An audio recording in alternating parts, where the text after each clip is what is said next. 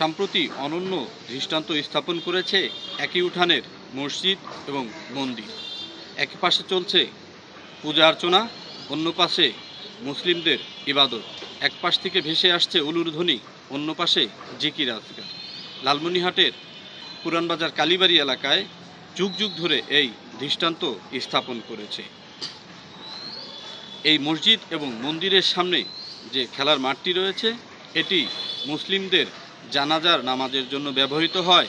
ঠিক হিন্দুদের পূজা যে মেলা হয়, সেই মেলার কারণেও মেলার এটি ব্যবহৃত হয়। যখন পূজা আসে তখন এই স্থানীয়রা বা কমিটি যারা রয়েছেন তাদের এই এরা বসে সিদ্ধান্ত নেয়, যখন আজানের সময় হয় তাদের পূজা অর্চনা, ঢাকঢোল এটি বন্ধ করে দেয় এবং আজান শেষে আবার তাদের সেই বাদ্যযন্ত্র এবং পূজা অর্চনা শুরু করে। এটি প্রায় 100 বছর ধরে চলে আসছে। 1836 সালে এই কালী মন্দিরটি স্থাপন করা হয়। পরবর্তীতে পুরানবাজার ব্যবসায়ীরা, তাদের ধর্মপ্রাণ মুসলমানরা তাদের ধর্মীয় যে নামাজ আদায় করার জন্য তারা একটি ছোট্ট মসজিদ ঘর নির্মাণ করেন। পরবর্তীতে ওই মসজিদের নাম দেওয়া হয় পুরানবাজার জামে মসজিদ।